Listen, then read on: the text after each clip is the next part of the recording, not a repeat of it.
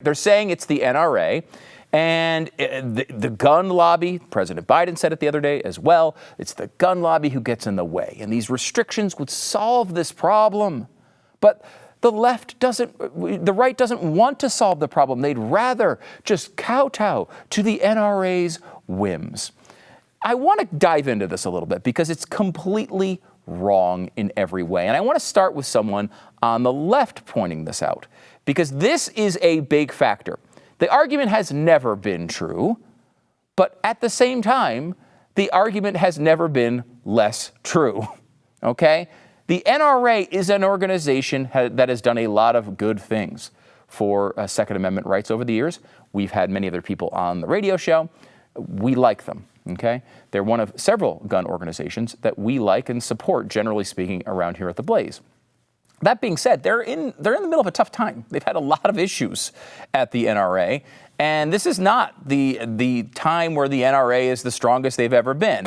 This is from Mike Spies. He points out, it's not 2013. The Republican Party is no longer beholden to the NRA. It does not need to stand up to the gun lobby. The NRA hasn't made significant election outlays since 2016 and won't be able to again for some time. It's still mired in a costly lawsuit with the New York AG. Its longtime PR firm, which served as the voice of the organization and devised Wayne Pierre's persona, is long gone. Its most effective spokespeople are long gone. Its most effective leader, Chris Cox, is long gone. Cox's team is gone. Oliver North is long gone. At this stage, any decision the GOP makes is its own. Now, that kind of highlights the difference between past years and where we are now. It doesn't really address the fact that the entire argument is silly on its face. So let's look into that just a little bit. The NRA has their own funding, and they have outside groups that they work with to put money into elections. And they do spend more than any other gun group does when it comes to elections. Let me take, again, a left-wing source here to highlight exactly how much they spent. This is in 2020. The NRA spent $28.5 million on all elections inside and outside the organization, the super PACs, the outside spending groups, and direct funding, $28.5 million. Now, Everytown USA and other anti-gun groups spent $21.6 million. So you see there about a $7 million difference. As they point out at thetrace.com, the NRA spent 19% more than gun reform groups so far. That was the end of the year number. So $7 million. So now you think about that and you're saying, okay, $7 million, that difference is a lot. $28 million overall. It's a lot of money. Maybe the GOP really does kowtow to the NRA. They see all this money coming in. They have all this influence. This is what you're supposed to believe. You probably don't believe it because you're smart, but this is what you're supposed to believe. This is what every other post on Instagram says. This is what every politician on the left says. This is what every Pinterest post probably says as well. However, we should probably note that is an absolute pittance when it comes to our election process. $28.5 million and a $7 million advantage on gun spending is basically nothing, okay?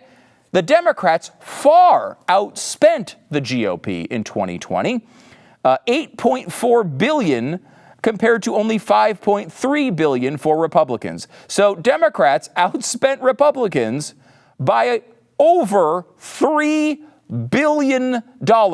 Yes, the NRA had a $7 million advantage over anti-gun groups. Does that even make a dent into what we're talking about here? In fact, the 2020 election was the most expensive election in history. Over $14 billion were spent. And these people want you to believe that the GOP is making decisions because of $28 million in funding or a $7 million advantage on gun issues. Could anyone that understood the information possibly believe that case? It is the dumbest thing anyone could ever consider, yet it is the main argument being made post the Texas shooting the other day. And it's the same argument being made every single time someone uses a gun to do something bad. It is not what is going on and is not actually real. And, the problem with all of this is they actually know in the media that this isn't real. They might not put all the pieces together, but they actually know it. And I want to give you an example of this. This is from the Washington Post, their flagship podcast. And they do a story every day. It's about 20 minutes. And they cover some big story of the day, talking to one or two of their reporters. And yesterday was the story about, of course, the shooting. And so they talked to a guy who has, one of their main reporters, who's been covering shootings, school shootings largely, for the last 5 years. He's their main guy, put together the database you've probably seen. This is his description of what's going on. And he tries to blame the NRA, but I want you to listen closely to his actual argument here. Listen. So, there were a few things that they pushed hard for in the aftermath of Sandy Hook, and one of the primary things was universal background checks.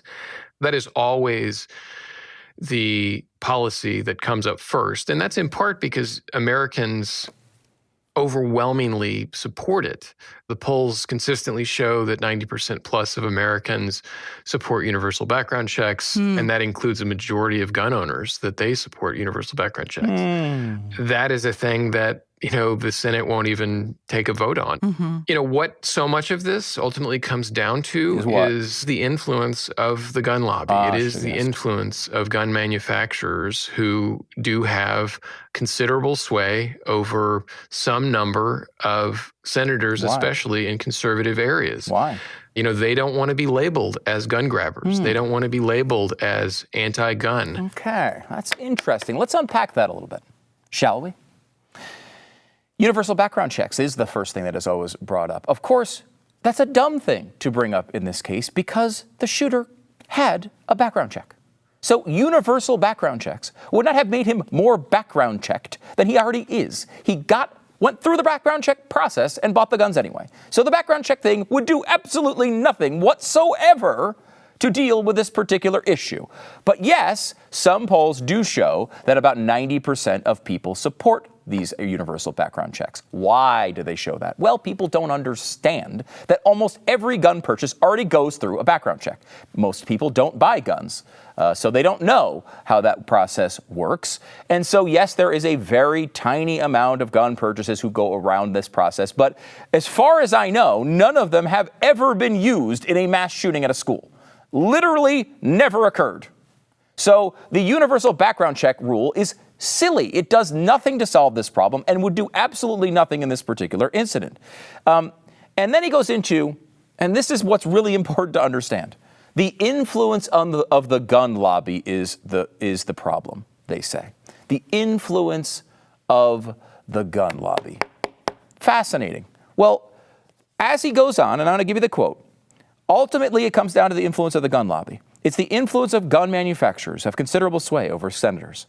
And they don't want to be labeled as gun grabbers. They don't want to be labeled as anti-gun. Now, you just told me that 90%, these are overwhelmingly popular proposals. 90% of people support them. Even gun owners support them. So why would they be worried about being labeled anti-gun or gun grabbers? Because it's not the anti-gun people who are even making these arguments. The people on the left and the media who make these arguments don't even mean them. It's not the people in the gun lobby who are making this influence. It's the people behind them. It's the people they represent, millions and millions and millions of voters who are represented by the NRA. The reason why these senators go along with opposing these gun control rules outside of constitutional concerns and very often their own personal views is because they know their voters don't want them to do it. It's not because the NRA says that, because they throw a few dollars here and there. It's because millions and millions and millions of people are standing behind those organizations. Millions of them are members of those organizations, and millions more support the same ideas. That's where the influence is. That's where the influence is. Look, the truth is that the media swallows the leftist trope about the gun lobby hook, line, and sinker. And they repeat it without an ounce of critical thought because they know it provides an easy, great narrative. It's a lazy way to tell the story. Oh, there's a shadowy cabal of money men in the back room, back there smoking their cigars, manipulating our politics because they want more money and more power. They are stopping all of these easy, common sense solutions that we all know would work, because they prioritize themselves over the possibility of dead children at an elementary school. This is a disgusting, revolting lie.